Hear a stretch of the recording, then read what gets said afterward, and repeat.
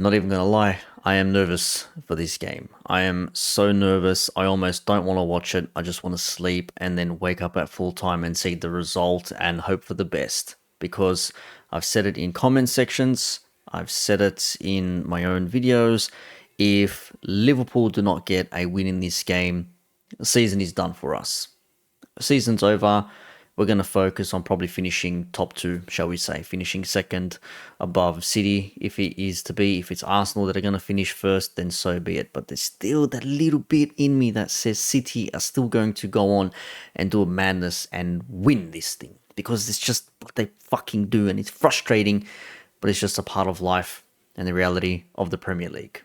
It is what it is. So Manchester United versus Liverpool kicking off at 12:30 a.m., which is 4.5 hours from now. So it's 8:05 p.m., give or take a few minutes. 4.5 hours from when I'm recording this video. I'm so fucking nervous for this match. I almost just want to go into a coma sleep and then wake up on the final day at full time and see who does what. Because we've seen Arsenal win. They won 3-0 away at Brighton. We saw City. It wasn't a great come from behind victory. I say that because there was only a goal down and they scored, not long after, but they won 4-2. We need to win. Manchester United have been pricks for Liverpool this season so far. After the 7-0 we gave them at Anfield, we had a 0-0, a stinking, disgusting 0-0 at Anfield earlier on in the season, I should say. We had the 4-3 loss in FA Cup in extra time due to our own incompetence and Manchester United just being better in the counterattacks and taking advantage of their chances. So now it comes down to the third game of the season. One was a draw, one was a loss. Maybe this can be the W for Liverpool that we need. The squad, though, is going to be a little bit questionable for United. For Liverpool, I think pretty straightforward. If Endo is back from his injury, from his little knock, he will be starting there. McAllister is in the form of his life. The man is just absolutely phenomenal. He'll be playing. Szoboszlai playing in this game is a question mark. You probably think maybe Jones will be starting for Liverpool if Klopp wants to put Jones in place of Szoboszlai, maybe bring Sobo on later on, but it wouldn't be bad to have Szoboszlai play and then have Jones later on. But I don't want to bring players on when we need them to win our games or to get us back in the game because that's not good for us. However, if that is Klopp's thinking, then fair enough. Let it be it, but let's not have to wait until late in the second half to actually start putting the pressure on United because we should be winning this game, hands down, no questions asked. The backs, Robertson was good coming off the bench against Sheffield United. It was arguably his introduction that introduced pace on that left side because without that, Gomez just wasn't it, unfortunately. On the right side, though, we're looking at potentially, according to FootMob anyways, playing Gomez at right back because he is familiar with that role. He's been filling in at left back, centre back here and there, and right back if Bradley doesn't play. And you probably think the experience of Gomez is probably more likely going to be used here. And, playing against Garnacho, who is quick. Yes, Bradley is quick. I think Gomez's recovery pace is not that bad. So maybe we're looking at maybe just hovering around the halfway line, not letting Garnacho wander too far forward. We shall see. The centre-back pairing of Van Dijk and Kwanzaa, maybe. I didn't think Kanate had an injury, but maybe... I'd be expecting Kanate to play, to be honest. I'd be expecting Van Dijk and Kanate in that centre-back pairing. There should be no questions about that. Kanate should be in this match. Again, unless he's injured, which I don't see any potential injury or anything like that, so I don't know why he wouldn't be. But if in any case, I'm happy with Kwanzaa being there. He's played enough this season. Familiar next to Van Dijk. Fair plays. Kelleher in goal, obviously. Allison would be ideal to have him back for this match, but he could be back next week, sorry. Back in training alongside Jota and Trent, which we'll get to some United use for the moment. Now, the United squad, I'll just read you something here from the Manchester United website. Now, they do have some players out. Lindelof is out. Martinez is out as well. And also, we're looking at potentially Varane not being able to play in this match due to an issue. And then Evans coming on for him. And then Evans being subbed off from an injury as well, which means that they'll be with only, one or two centre-backs in this match. Senior centre-backs only being Maguire, Kwambala being the youngster in this match here. So we shall see what happens.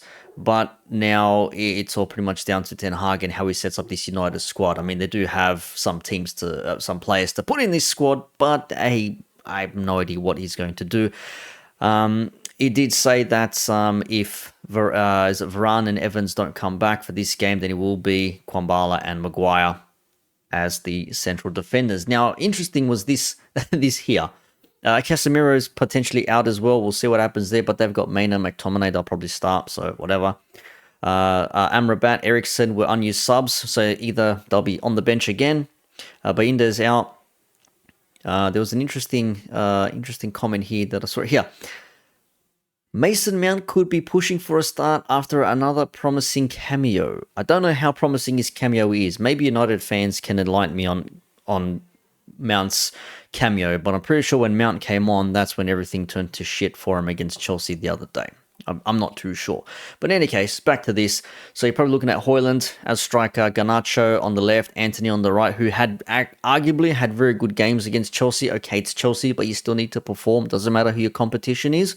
Who your opponents are, you still need to go there and get the job done.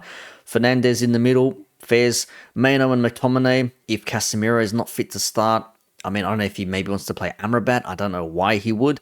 Dalot at right back, Kwambala and Maguire centre backs. Of course, if Varane and Evans aren't going to be able to make it, Wan-Bissaka at left back because Luke Shaw is out. So as it stands, Martial is still out for him. Casemiro's got a knock, so not known there. Evans, we don't know. Martinez is out. Shaw is out. Varane is out, Malacia is out, and Lindelof is out. So Lindelof, Varane, Martinez, and Evans being their centre-backs, all of them out. Whereas we're still without Alisson, as I said. Doak is expected soon. Jota and Trent in the next week alongside Alisson. Obviously, Matip is out. Bajcetic is training with the under-21s. Hopefully, he'll get a couple of games in. Thiago, I'm just writing off Thiago already there.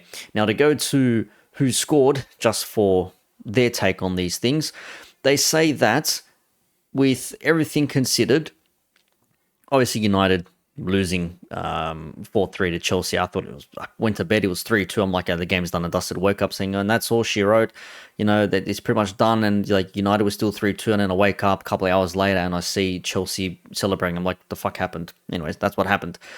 But it says here, Liverpool can extend the unbeaten run to 7 league matches with a 3-1. We did after we beat Sheffield 3-1, obviously.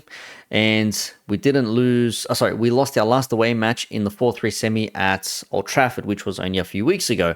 So it says here, Liverpool may have failed to beat United in their previous 2 meetings. Surely they won't slip up a third time. Who scored reckons it's going to be a 2-1 to Liverpool. I don't give a fuck what the score is going to be. I really don't give a shit. I just need a fucking win. I don't care if it's a 1-0 in the first minute and we have to defend for the rest of the fucking 89 minutes. I don't care if it's an own goal from fucking Maguire's fat head. I don't give a shit. I just need 3 points from this Liverpool team. If there are no 3 points in this game, if it's a draw or fucking Lord forbid we fucking lose this game, it's fucking pack it up. Thanks for coming. See you later. This season is done. Focus on Europa League. That is that. A lot of people will be upset. A lot of people will be pissed. I am one of those people who said, I still don't think Liverpool will win this league, but fuck me dead.